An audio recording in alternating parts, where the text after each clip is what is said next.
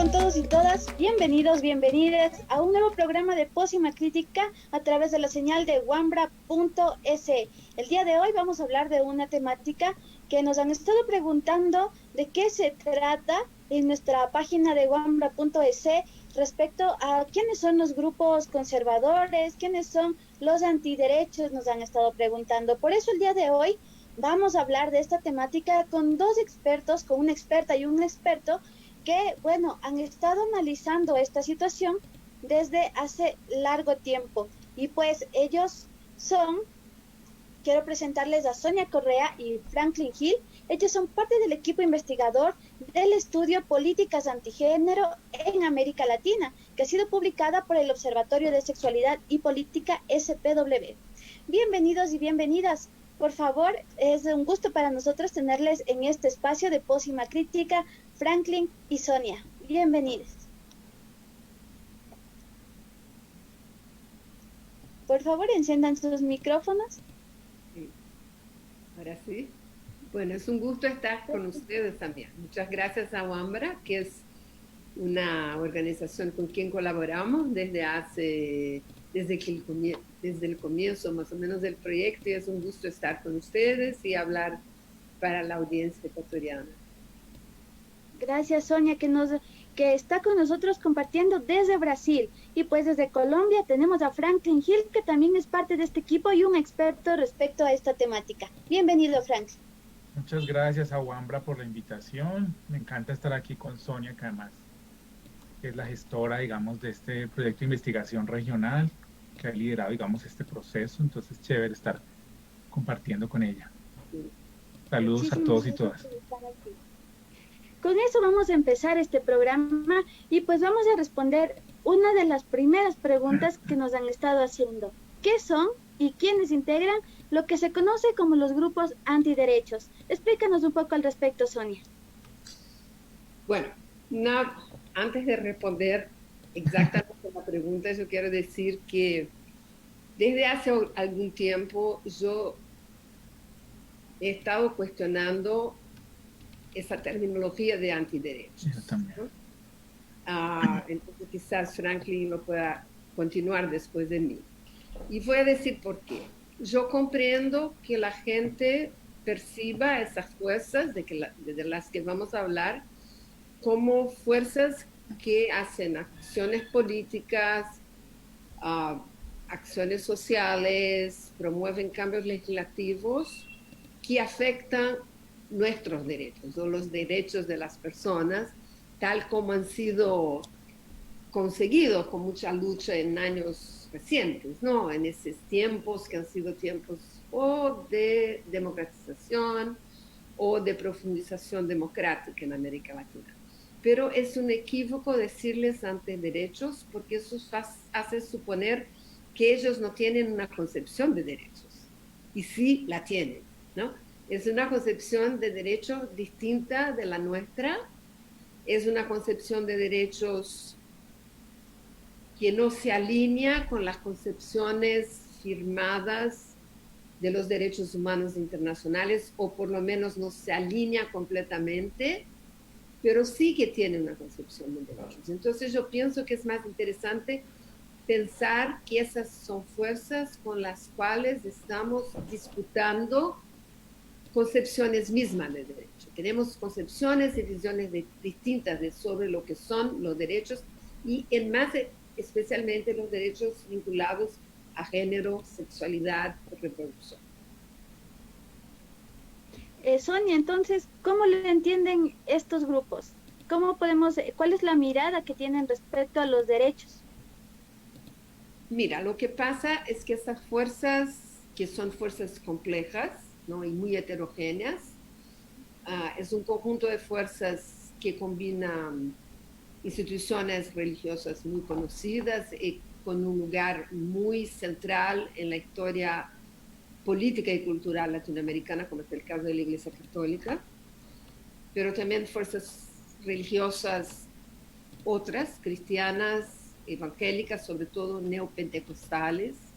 En el caso de Brasil hay sectores espiritualistas que también están en ese grupo, pero también hay voces seculares, o sea, no hay que pensar en esas fuerzas exclusivamente como fuerzas religiosas, porque uno de los trazos de esos grupos a lo largo de los últimos 10 años, 15 años, ha sido justamente de crear coaliciones que en su centro tienen como un nudo, un núcleo ecuménico, donde están católicos conservadores y evangélicos muy conservadores, pero alrededor hay un conjunto muy variado de otros sectores, personas que no se dicen religiosas o que no actúan contra género o contra derechos en sexualidad o contra el derecho al aborto en nombre de una concepción religiosa, pero más bien en nombre de una cierta concepción de cómo la sociedad debe estar ordenada en lo que se refiere al lugar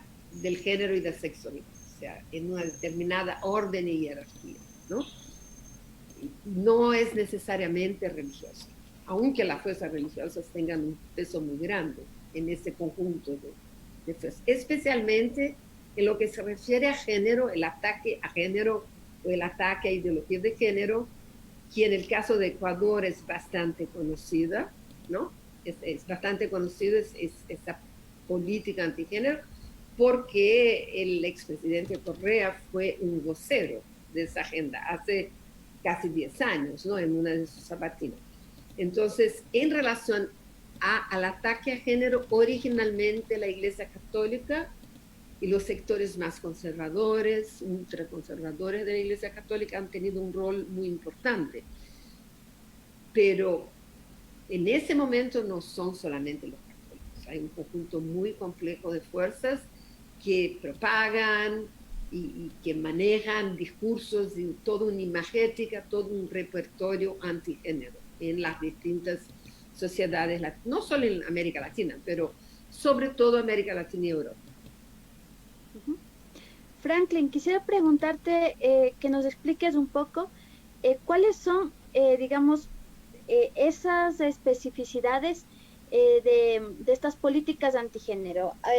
¿Cuáles son las demandas de estos grupos o cuáles son, digamos, las disputas que tienen con, digamos, con las personas que en cambio están de este otro lado en la defensa de los derechos, del enfoque de género, de la diversidad sexogenérica? ¿Cuáles son específicamente los puntos por los que estos grupos trabajan? Bien, ahí conectándome un poco con lo que está diciendo Sonia, pues nosotros hemos tenido debates en este grupo, que es un grupo grande, digamos, de investigadores e investigadoras en la región, y una de nuestras discusiones tenía que ver con las categorías para llamar estos grupos o estas alianzas o estas acciones. Y yo creo que hay que seguir trabajando para buscar categorías más comprensivas. Yo me uno a lo que está diciendo Sonia. Creo que yo entiendo el uso que puede tener políticamente antiderecho, pero eso nos priva un poco de entender más las dinámicas de esos grupos, sobre todo en los cambios que tienen. Porque ahí, digamos, hay grupos, en eso hay de viejo y de nuevo. O sea, hay cosas muy viejas que están pasando hace mucho rato, o sea, un poco desde las primeras políticas internacionales sobre derechos de las mujeres, que digamos que se cristalizan en esos aparatos transnacionales que son las conferencias de población y desarrollo, derechos de las mujeres, que a veces aparecen como si ahí aparecieran los derechos de las mujeres, pues los derechos de las mujeres aparecen en otros lados, en los movimientos sociales, pero digamos, esas plataformas aparecen como la institucionalidad de esos derechos. Desde esos momentos, para mí, digamos, esos grupos, esas alianzas están, ¿no? Y están también las respuestas, porque siempre o sea, estamos hablando los 90s, y digamos, esas respuestas a eso están hace mucho rato. Entonces, lo que yo diría de inmediato, entonces, digamos, hay que entender lo viejo de eso, y ya Sonia dio varios elementos sobre eso, lo viejo y lo que sigue todavía como nuevo, o sea, lo católico, el origen católico de esas luchas, que a veces en la contemporaneidad a veces pareciera que hay un desplazamiento a lo evangélico, por ejemplo, pero por ejemplo eso en realidad es un poco no nos permite ver el papel activo que tiene la Iglesia Católica, que sigue teniendo la Iglesia Católica en esto, tanto en la producción de conocimiento como en la financiación. Las principales financiadoras de grupos e iniciativas legales en América Latina en contra de derechos de las mujeres y de la población LGBT son organizaciones católicas de Estados Unidos y son las mismas que hace años venían financiando los grupos pro vida, los que llaman grupos pro vida, entre comillas.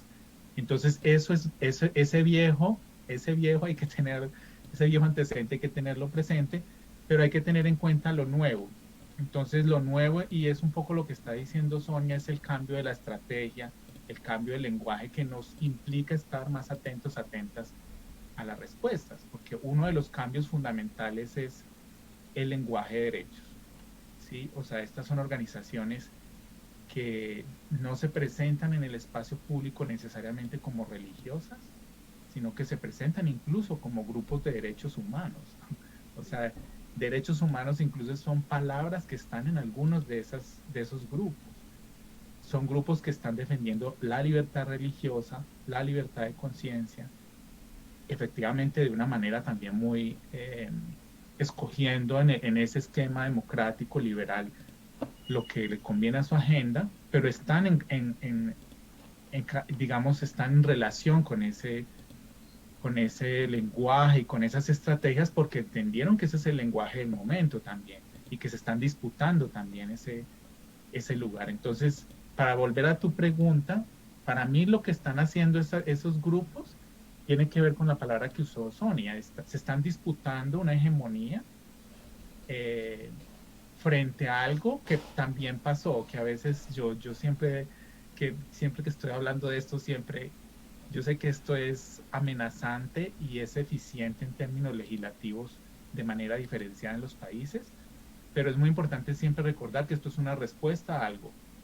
Es la respuesta a una lucha que sí tuvo resultados, a la lucha del movimiento feminista, a la lucha de las mujeres, a la lucha de los movimientos minoritarios que lograron derechos, que lograron políticas públicas, y estos grupos son la respuesta a eso. Entonces, a veces como que a veces lo vemos al contrario, como si no se estuviera haciendo nada, o como de este lado, como decías un poco, Gabriela, o como, claro que hay unas amenazas latentes que no podemos ingenuamente hacerlas a un lado, pero es importante pensar que la disputa por esa hegemonía es porque también hay unas luchas presentes, unas luchas que han tenido unas ganancias. Entonces, ¿qué es lo que buscan esos grupos? Pues poner su agenda nuevamente, entre comillas nuevamente, porque fueron un poco desplazados del centro de la definición de ciertos elementos, de la familia, de las políticas de sexualidad, y ellos y ellas están recuperando terrenos que estaban perdidos o que no eran interlocutores suficientemente oídos en ciertos terrenos, y están recuperando ese lugar de interlocutores válidos, de actores que tienen algo para decir, que tienen algo que proponer, por ejemplo, para la educación sexual o para las políticas de salud sexual y reproductiva. Entonces, eso es lo que yo diría así, digamos, de inicio. ¿Puedo decir algo? Claro, Mira, yo pienso que la noción de democracia o determinadas concepciones de democracia son muy centrales para comprender esto, ¿no?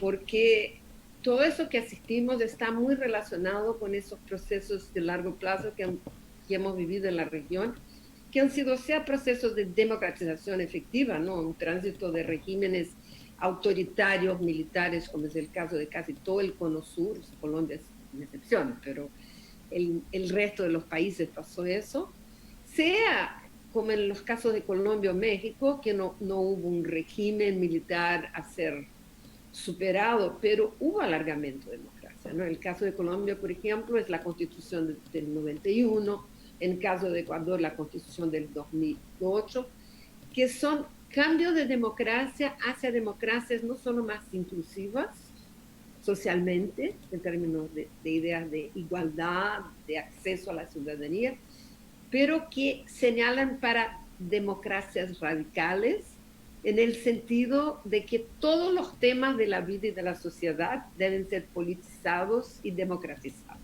¿no? La familia debe ser democratizada, las relaciones entre hombres y mujeres deben ser regidas por parámetros de igualdad y democracia. O sea, un horizonte que ya no es de las democracias formales, ¿no? Que es puro elecciones, derecho a la propiedad, ¿no? Derecho a consumir, pero una democracia sustantiva. No estoy diciendo que hemos hecho eso en América Latina, pero ese imaginario y esfuerzos y luchas, como dice Franklin, en ese sentido se estaban dando, se siguen dando. Y yo pienso, el sociólogo Eric Fasson, francés, habla de democracia sexual, ¿no? Democracia de género y democracia sexual. Yo creo que es una concepción muy interesante de retener acá, porque para comprender lo que hacen esas fuerzas, no es solamente que están atacando cosas específicas, ¿no? El derecho al aborto, que ha sido otorgado por una decisión de la Corte Constitucional en Colombia, o el derecho a la educación sexual, que es un debate fuerte, ha sido un debate fuerte en Ecuador, sabemos, o el derecho al matrimonio igualitario, o el derecho al aborto en Uruguay, o la posibilidad de que se reforme la legislación de aborto en Ecuador, por ejemplo. Sí que están atacando esos tópicos específicos, legislaciones específicas y políticas específicas, pero su agenda es una agenda mucho más ambiciosa, ¿no? Lo que quieren es retener, contener, paralizar ese proceso de radicalización de la democracia, ¿no? Quieren volver a una estructura de orden y poder político nuevamente jerárquica y sí democrática, una democracia formalizada en los términos clásicos, ¿no? De las democracias liberales, androcéntricas, con jerarquías, y también tiene agendas económicas. Yo pienso que es importante no olvidarse de eso. No son solamente fuerzas que están manejando políticas culturales, ¿no? Como dicen acá en Brasil, llaman todos esos temas los temas de la cultura, de las costumbres. Sí, pero esos temas son estructurales y no están disociados de pautas económicas. Y eso se ve muy bien en el caso de la catástrofe brasileña, ¿no? Porque tenemos un gobierno de ultraderecha, no es solo conservador, es un gobierno con sesgos neofascistas, ¿no? O al menos las fuerzas que lo apoyan son fuerzas con sesgos neofascistas, que ha ganado las elecciones en gran medida en base no a una agenda económica, pero a una agenda en torno a temas de género, sexualidad, antifeminismo y antimarxismo, porque creo que eso es importante decir, en América Latina el discurso antigénero viene colgado, es como una doble fase. De un lado es la ideología de género y de otro es la ideología marxista, y juegan con eso, no han jugado con esa construcción. Bueno, entonces en torno a eso llega el poder y llega para implementar una agenda ultra neoliberal, ¿no? Es como la reedición del ultra neoliberalismo original que se ha implementado en Chile en la dictadura militar del general Pinochet, ¿no? Es el mismo modelo que ese gobierno está intentando implementar, no está consiguiendo con tanta facilidad, incluso con COVID ahora, ¿no?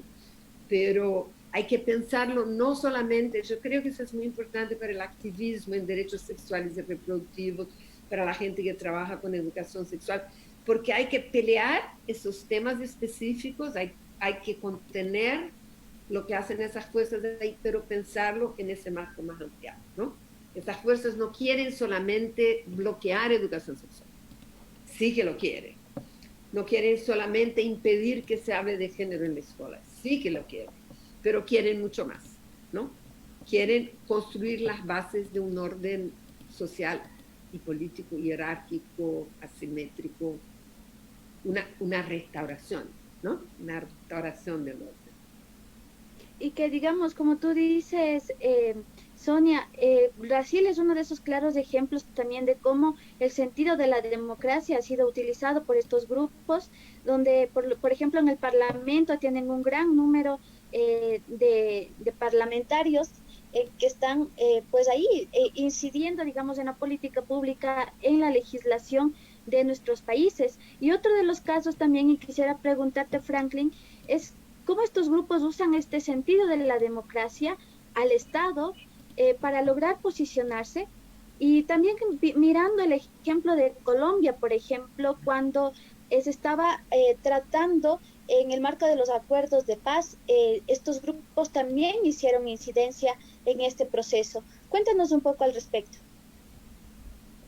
Sí, efectivamente, yo creo que el caso del acuerdo de paz es un caso paradigmático de lo que está diciendo Sonia, de, digamos, esa distinción que no nos ayuda entre una cosa como cultural y algo que es más estructural. O sea, el tema de género y sexualidad es estructural. Aquí estamos hablando del modelo de sociedad.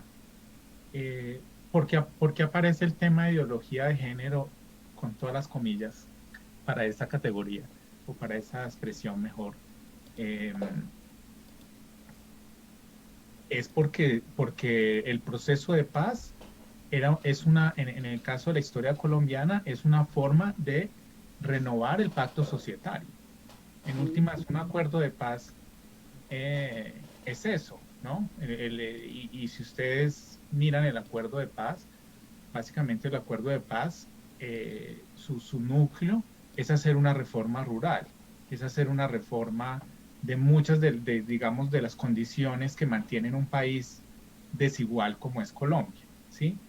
Entonces, no es extraño que aparezca todo este discurso en esto, porque en última lo que se está disputando es el modelo de sociedad, y lo de que género y sexualidad no es accesorio, hace parte de, es armónico con un modelo económico, es armónico con una forma de ver hasta reforma agraria, porque a veces uno dice, ¿y cuál es la relación entre esos? Pero en todos los países hay esa coincidencia, esas mismas, o sea, estamos hablando no solamente de grupos, procesos, sino también de actores políticos, son militantes en agendas que llamamos antigénero, pero también son militantes, por ejemplo, en defender la repartición desproporcionada de la tierra en el campo. O sea, son los mismos. Entonces la pregunta, ¿por qué? ¿Por qué esa coincidencia?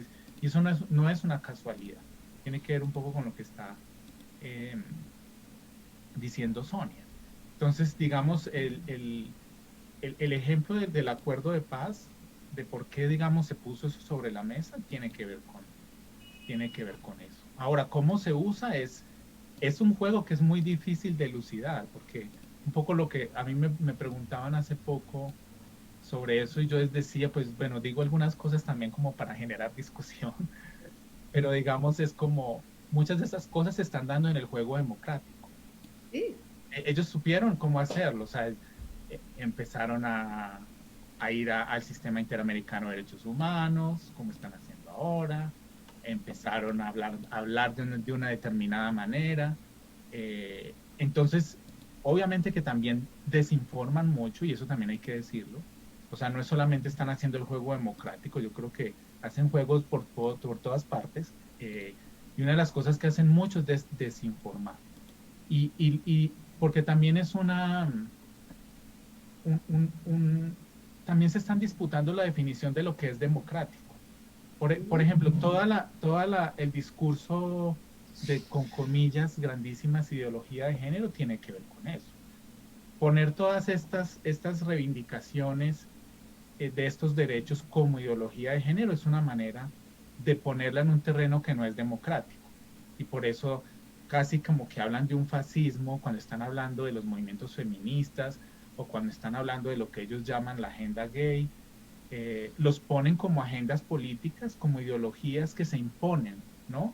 Y ellos son los que están defendiendo la democracia frente a los actores que están imponiendo modos de pensar, modos de vida. Entonces, a veces es muy confuso, digamos, la respuesta precisamente por esos juegos ideológicos, por esos juegos de argumentos. Además porque es muy complejo, porque es como este espacio que se abrió de diferencia también se abrió para esos actores. Por ejemplo, en Colombia hay partidos políticos evangélicos porque hubo una reforma constitucional. La reforma constitucional, nuestra reforma que es multicultural, digamos, toda esa política de la diferencia, que permite que los sectores LGBT estén en el espacio público, también permite que las iglesias evangélicas estén en lo político.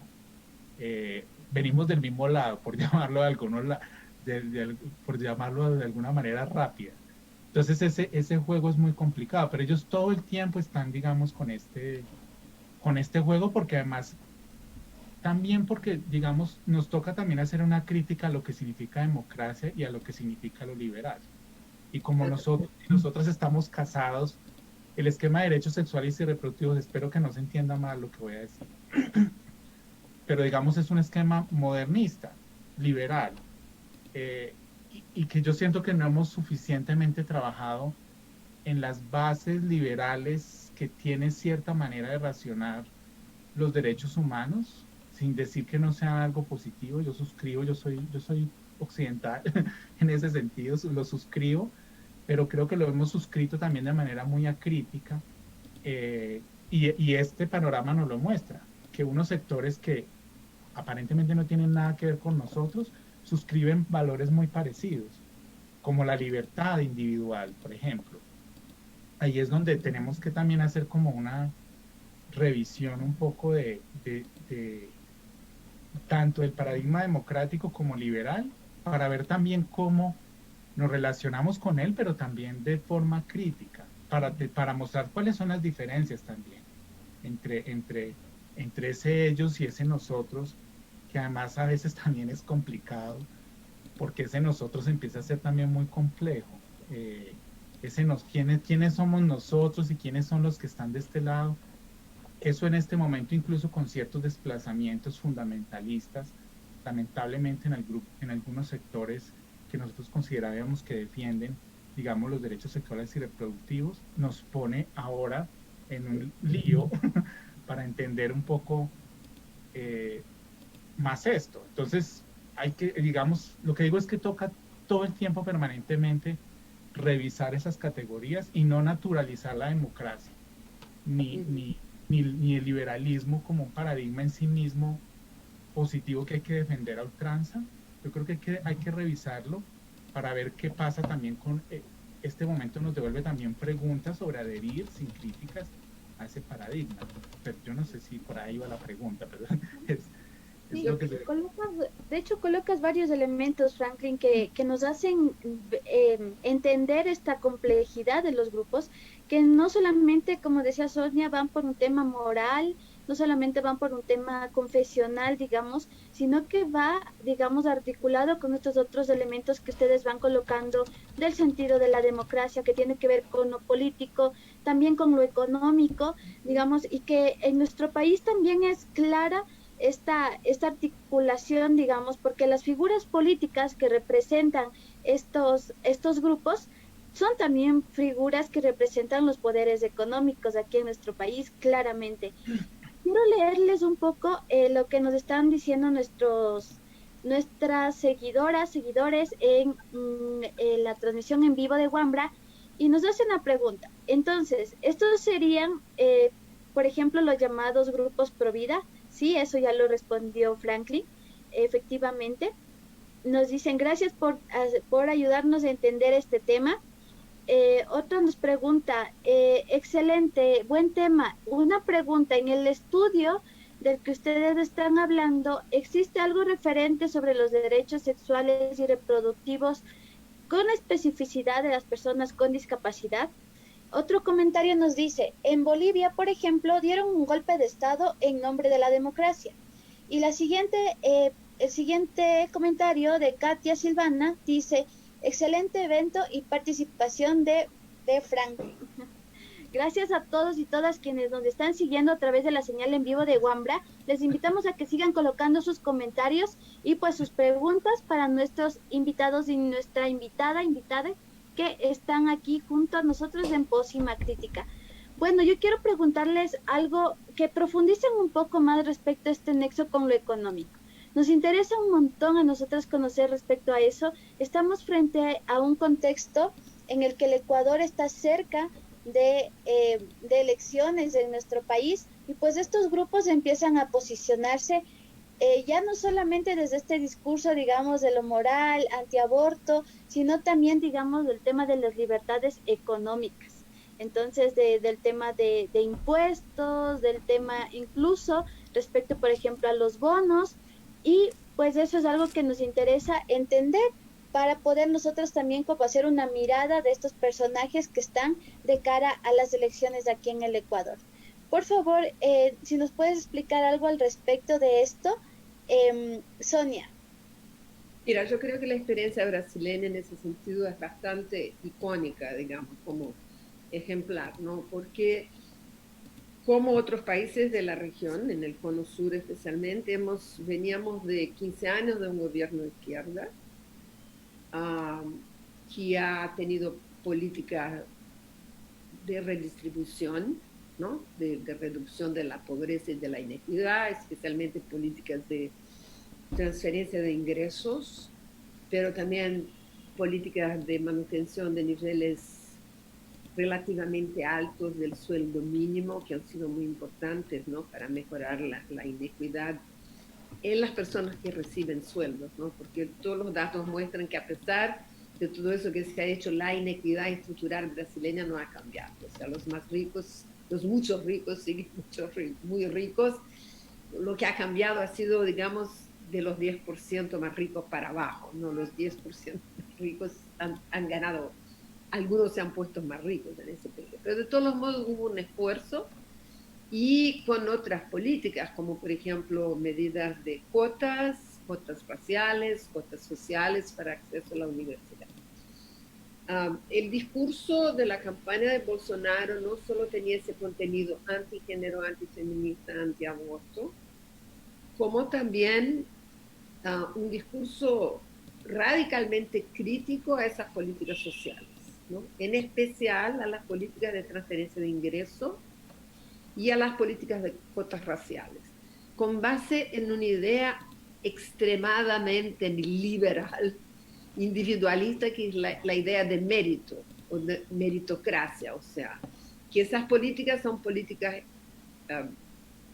prejudiciales y malas porque vacían o limitan la posibilidad del desempeño individual por el mérito de la persona, ¿no? Y entonces había como un repudio diciendo que políticas de transferencia de ingresos son malas porque los pobres son perezosos y van a seguir perezosos porque siguen recibiendo plata del gobierno. Lo que es muy curioso es ver lo que está pasando ahora con COVID, ¿no? Porque el programa, él no ha sido el gobierno, el Congreso ha hecho un programa emergencial grande, con un programa de transferencia de ingresos bastante sustantiva, y ahora como que están queriendo que callarse la boca, porque están viendo cómo eso tiene resultados incluso electorales, ¿no? Y de popularidad. Entonces es curioso ver cómo eso juega políticamente. Pero de todos los modos, había un ataque fuerte a eso, había un ataque muy fuerte al movimiento de los campesinos sin tierra, ¿no? Por la defensa de los tierratenientes. Entonces son agendas que vienen colgadas, ¿no? Y eso que yo decía, la agenda sexo-género contra las feministas, contra el género, era la agenda en torno de la preservación de una imagen, de un ideal de familia tradicional, de una sexualidad o de un orden de sexo-género estable. Eso venía acoplado con el ataque al marxismo, que es todo lo otro, ¿no? O sea, reducir la inequidad es una cosa de comunistas, ¿no? Es ideológico, ¿no? Entonces, yo creo que es importante ver cómo esas cosas juegan en momentos electorales. Pero hay que comprenderlo también, digamos, un poco más conceptualmente, ¿no? En América Latina hemos mayormente llamado al neoliberalismo una lógica de política económica, ¿no? Una lógica de política económica que reduce el papel del Estado, promueve privatizaciones, centraliza las políticas económicas en las manos del mercado. Todo eso es verdad y es muy importante. Incluso para comprender eso que estamos hablando, porque uno de los efectos de esas políticas es que ha dejado mucha gente en situación de precariedad, ¿no? Precariedad en el mundo del trabajo, trabajo informal. Y esa gente precaria, como sabemos, en muchos casos son las personas, los grupos sociales que han adherido con más facilidad a la protección de las iglesias, ¿no? Porque cuando el Estado no está, las iglesias ofrecen como una forma de protección social. Pero creo que hay que comprender que el neoliberalismo no es solo política económica con efectos económicos. El neoliberalismo es una lógica, es una racionalidad de organizar la vida. Y eso tiene efectos sobre la política, ¿no? Uno de los efectos del neoliberalismo es justo eso que yo decía, reducir la democracia al derecho de votar, al derecho de tener propiedad y al derecho de consumir, ¿no? Y reducir el Estado a su función gerencial. Eso destruye la esfera pública, ¿no? Destruye la posibilidad de la política como el lugar común, ¿no? El demos, ¿no? Democracia, es el lugar donde estamos juntos, ¿no? Procesando nuestras diferencias. Creo que una de las cosas que ha favorecido en América Latina la propagación de esas ideas neoconservadoras, religiosas o no religiosas, en razón a género, sexualidad, pero también la posibilidad de ese giro a la derecha que estamos asistiendo, fue esa capacidad de erosión que tiene el neoliberalismo con las estructuras democráticas. Y teníamos democracias muy débiles. Nuestras democracias son democracias reconstruidas, ¿no? Con muchas fragilidades y distorsiones. Entonces, creo que es importante pensar el neoliberalismo como una condición, ¿no? Que facilita tanto el crecimiento de estas fuerzas neoconservadoras que tienen el género, la sexualidad y el aborto como su blanco principal, pero también como un elemento para comprender ese proceso de erosión, ¿no? Y de reducción de la democracia. Lo que es interesante es eso que decíamos antes, ¿no? Que esas fuerzas ya no son fuerzas que hacen apelo a un orden militar, por ejemplo, ¿no? Aunque ese fantasma no haya desaparecido, ¿no? Mire lo que está pasando en Brasil, o mire lo que está pasando en El Salvador, por ejemplo. O sea, el tema de la tutela militar de la política o de la politización de los militares es un tema fuerte en América Latina que no hay que minimizar. Pero de todos los modos, esas fuerzas sí están jugando el juego democrático, pero con el objetivo de reducir la democracia a esos elementos casi crudos, ¿no? De una democracia clásica, lo que va a impedir la posibilidad de democratización de la vida en un sentido mucho más amplio y profundo, ¿no? Con dimensiones económicas, sociales, individuales. Digamos, hemos entendido ahora ya un poco más de cómo estos grupos trabajan, cuáles son, digamos, sus posiciones, cuáles son sus estrategias, pero ahora pensemos un poco cuáles son las afectaciones, cuáles son las consecuencias del accionar de estos grupos. Hay un mensaje aquí en el grupo que dice, ¿por qué Franklin dice, entre comillas, pro vida? Y hay otra pregunta que podría tener relación que nos dice, ¿cómo afectan estas acciones a poblaciones específicas, a sujetos, a corporalidades específicas? En este caso pueden ser poblaciones racializadas, mujeres, por ejemplo, digamos, de sectores como más populares, de sectores como más empobrecidos y digamos en el general de la población, cómo afectan, digamos, ya estas acciones de estos grupos. Franklin. Ya, que había quitado el micrófono. Bien, sobre las afectaciones. Bien, digo provida porque, entre comillas, bueno, creo que también es una apuesta también. Yo creo que no podemos dejar que ciertos grupos se arrebaten la defensa de la vida. Yo creo que las feministas vienen defendiendo la vida hace mucho tiempo. Entonces, digamos, esa es una de las dicotomías que, por ejemplo, estos grupos generan, ¿sí? Y varios liderazgos, varios espacios han tratado como de proponer este cambio en el lenguaje, y yo me adhiero a ese cambio de lenguaje, eh, de hablar como de provida, como la categoría como que cerraría ese grupo. Empezando como que cuando decían un poco lo de la respuesta, cuando yo decía los provida viejos, eh, que todavía siguen, pero cambiaron, ¿sí? También, ahorita no hay solamente esos grupos que llamábamos Provida. Se han diversificado también en su accionar. Entonces nos toca generar como una categoría más amplia, pero un poco cuando yo pongo entre comillas Provida, es porque yo creo que no hay que dejar arrebatar políticamente la defensa de la vida por esos grupos. Eh, Además también qué vida están defendiendo, ¿no?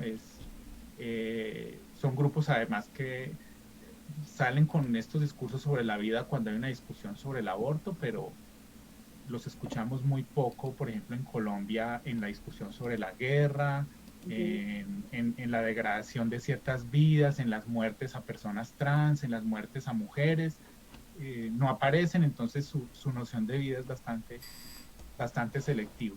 Las afectaciones, hay afectaciones concretas y por eso yo decía, yo ponía en la balanza como valoremos, pongamos siempre en valor, y para mí es muy importante eso, como lo que se viene haciendo y lo que todavía, porque esto es una pelea vigente todavía, que hay que seguirla haciendo, pero ha habido logros legislativos y en políticas públicas que toca estar muy atentos y atentas. En el caso de Colombia, ahora, por ejemplo, nosotros ahorita tuvimos renovación de la legislatura, tenemos una nueva legislatura, pues porque acaba de celebrarse el 20 de julio, que es supuestamente la fecha de independencia de este país. Entonces, aparece, por ejemplo, la agenda de gobierno y hay proyectos que tienen que ver con eso, ¿sí? Por ejemplo, un proyecto de una senadora del partido de gobierno, que es el Centro Democrático, que es un partido de ultraderecha, que quiere poner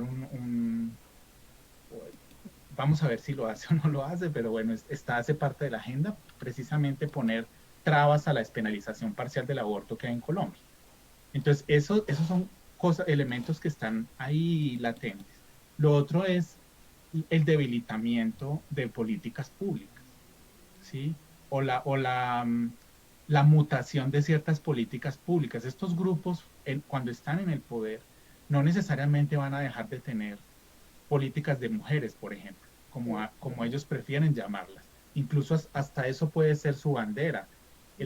Por ejemplo, aquí se estaba proponiendo, finalmente no lo hicieron, un ministerio de la familia y de las mujeres, o a veces ministerios de las mujeres, que desde un sector uno podía decir que bueno tener un ministerio de las mujeres, pero los contenidos de ese ministerio son terribles, son familistas, son conservadores. Entonces, en eso es lo que estamos, en cosas que están pasando. A mí me preocupa mucho porque en el caso de Colombia como que ya pasó como lo ruidoso y la espectacularidad, pero es un poco, bueno, ya el corte del estudio ya se va haciendo atrás, eh, pero a mí me preocupa mucho lo que yo llamo el nadadito de perro de este gobierno. Nadadito de perro es una expresión colombiana para decir como cosas que se hacen por debajo de la mesa. Este gobierno ha hecho mucho eso. O sea, los discursos espectaculares de ideología de género me parece que en este momento, no sé si se activen después, no están mucho, pero eso no significa que no están haciendo nada. Por ejemplo, una cosa que han hecho mucho en Colombia es que los encargados, por ejemplo, los que son responsables de las políticas de género o poblacionales, que incluye la política, por ejemplo, nacional LGBT en Colombia, que no tiene un plan de acción, pues porque ellos no quieren hacer nada, eso es lo otro que hacen, desfinanciar esos programas. Entonces son programas que no tienen economía, no tienen recursos, nombran a personas con unos perfiles muy, muy conservadores. Por ejemplo, la Dirección de Derechos Humanos del Ministerio de Colombia, desde hace años han sido nombrados pastores, evangélicos, personas incluso con un perfil incluso más, mucho, mucho más conservador que incluso lo que aparece como el gobierno. Entonces, esas zonas, que es un poco lo que pasó con este procurador eterno que tuvimos, personas trabajando en el Estado para reducir, para mermar la institucionalidad ganada. Esos daños son de larga duración. Por ejemplo, la presencia de Ordóñez como procurador hizo mucho daño.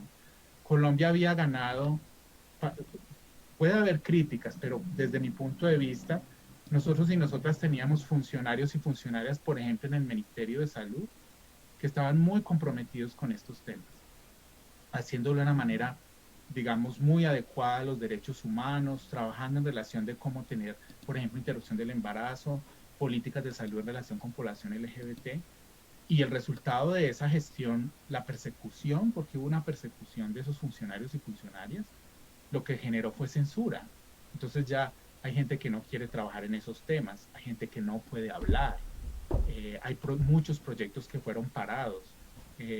Entonces habría que, eso es todavía un trabajo a hacer, de ver como que todo lo que este momento significó en retroceso de toda esa institucionalidad que se estaba madurando en relación con estos temas.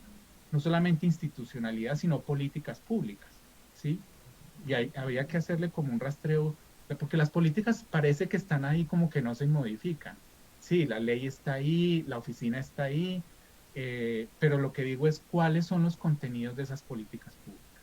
Y hay dos cosas, hay desfinanciación, hay nombramiento de personas conservadoras para que estén en esos espacios y los debiliten, y hay un debilitamiento institucional de la respuesta del Estado para trabajar estos temas que hacen que funcionarios y funcionarias públicas que están allí en esas instituciones pues dejen de hacer cosas porque se sienten perseguidos, en fin.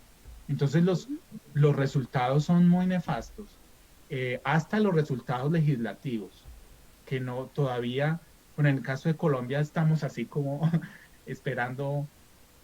Ha habido intentos de cosas, por ejemplo, con el aborto, con el matrimonio igualitario, y esos intentos seguirán. Entonces, esos intentos legislativos cada vez aparecen más en las agendas de una manera más fuerte, y aparece también un grupo poblacional, porque es muy importante para entender eso, que hay mucha gente, no es gente alienada por esta gente conservadora, fea, que engaña a la gente. Hay mucha gente engañada, pero también hay mucha gente que adhiere a su manera de pensar el mundo.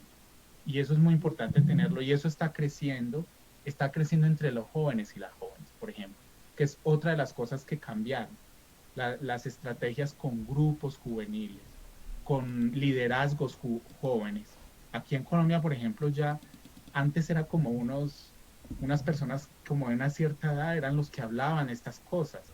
Eso ya pasó.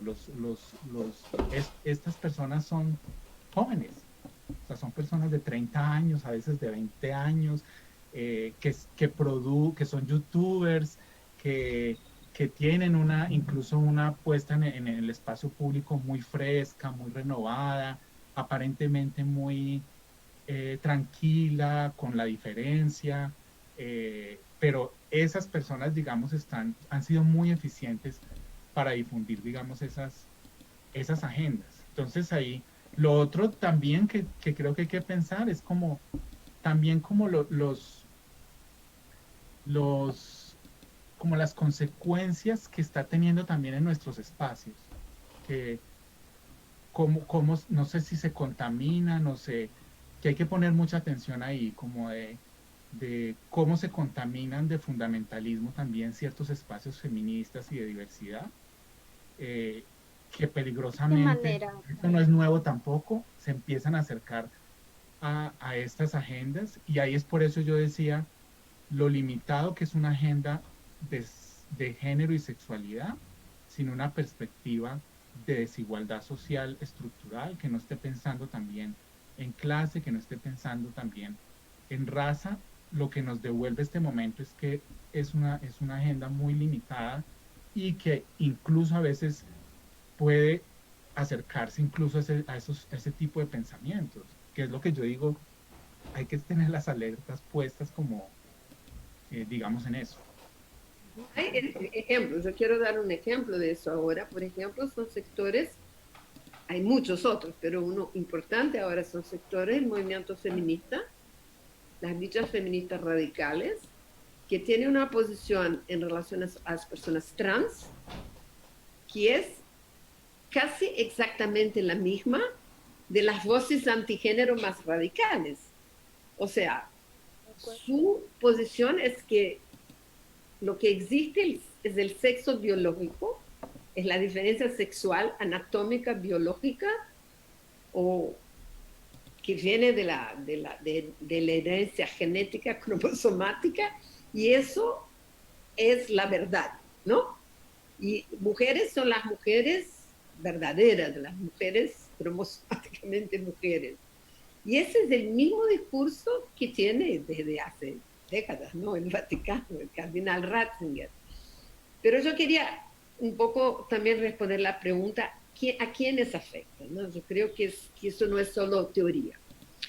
Cuando echamos una mirada a los estudios regionales, muy claramente el foco principal de las fuerzas antigénero son las políticas educacionales, ¿no? Se trata de eliminar la posibilidad de debates democráticos, abiertos, informados sobre género y sexualidad en el sistema público de educación.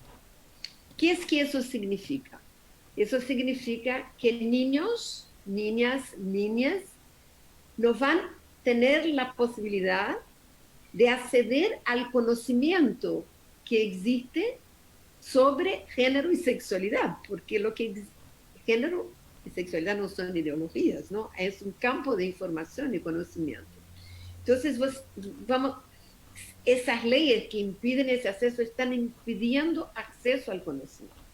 Están limitando la posibilidad de que esos niños, niñas, adolescentes crezcan pudiendo ubicarse en el mundo en relación a cómo funciona la jerarquía, el orden, la desigualdad de género y cómo ellos se posicionan en relación a eso.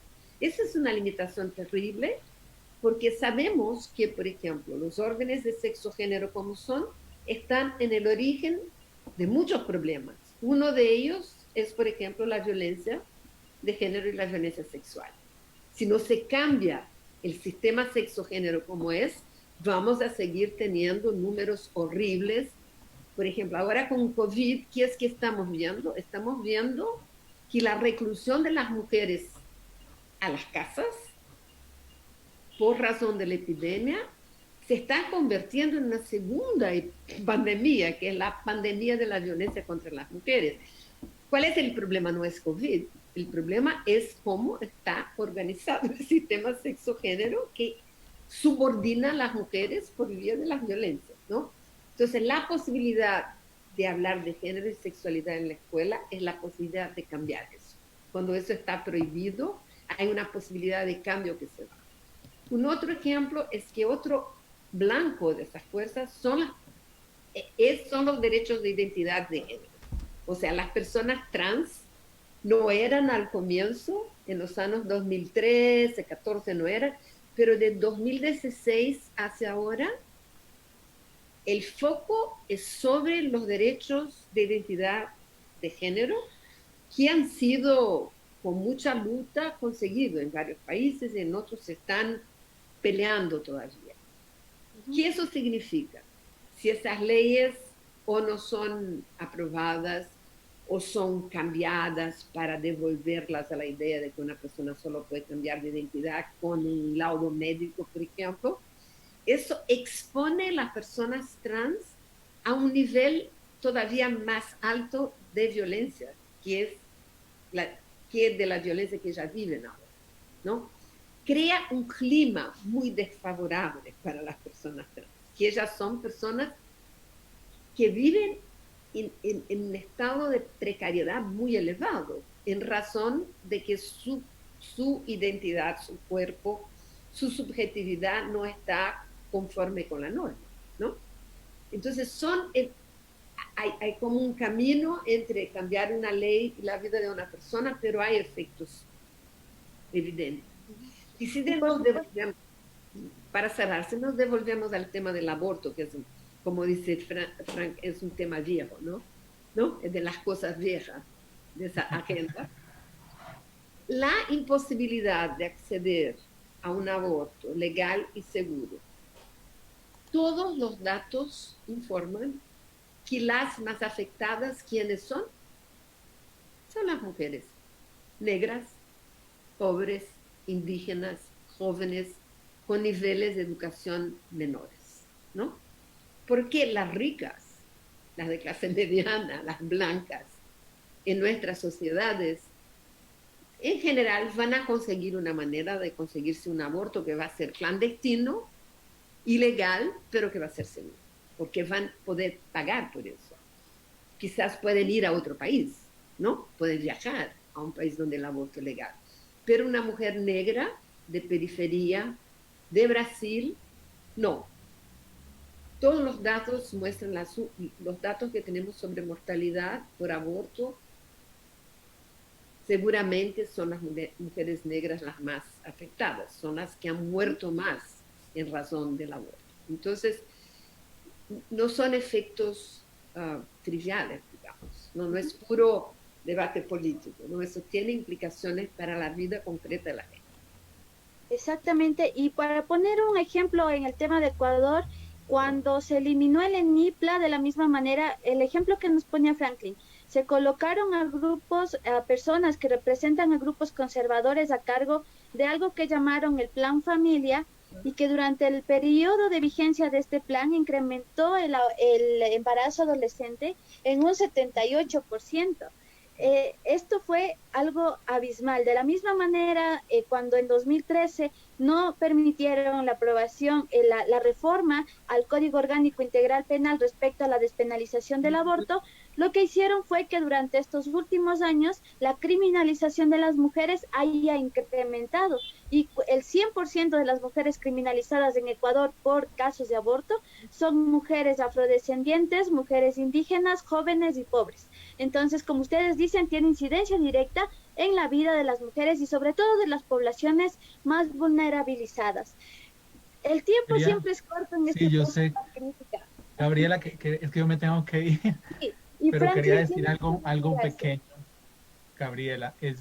No solamente reforzar lo que está diciendo Sonia, que esto no es una discusión sobre como políticas pensadas como una cosa teórica, sino que definitivamente aquí estamos hablando de vidas concretas.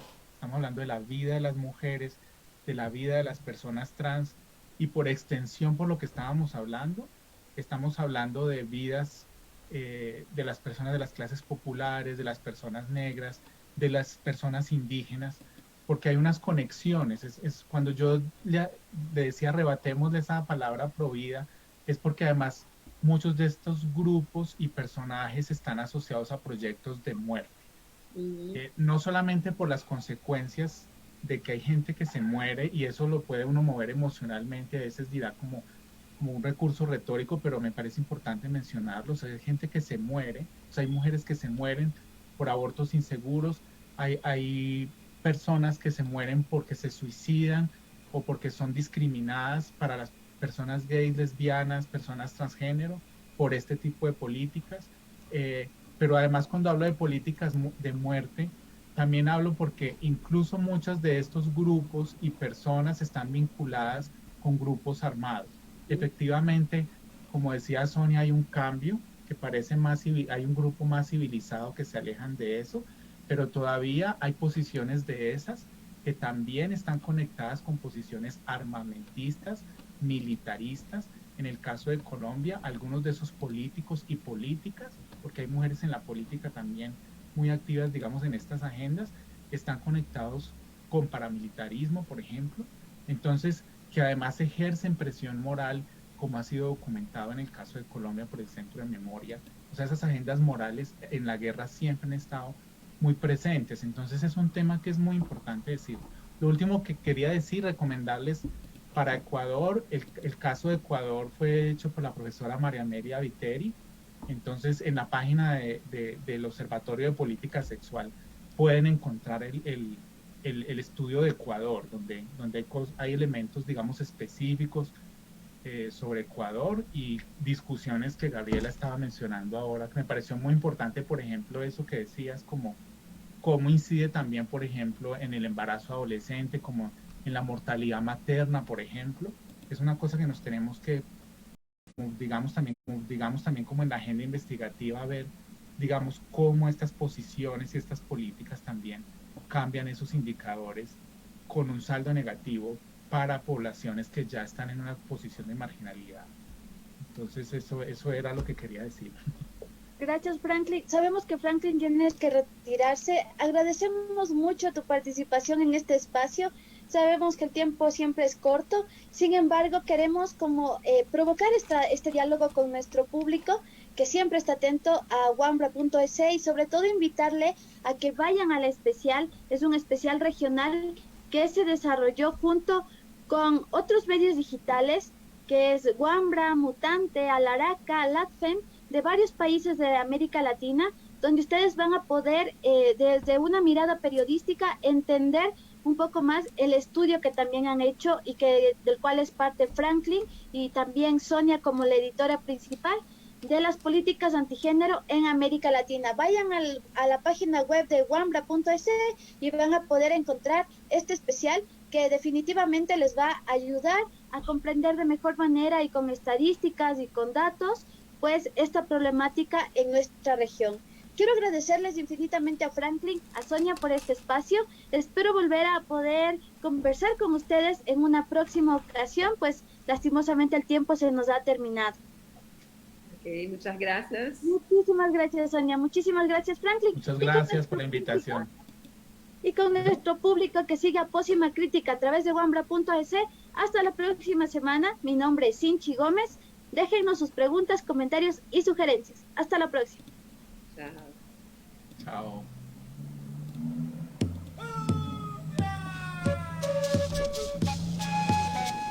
Hasta luego.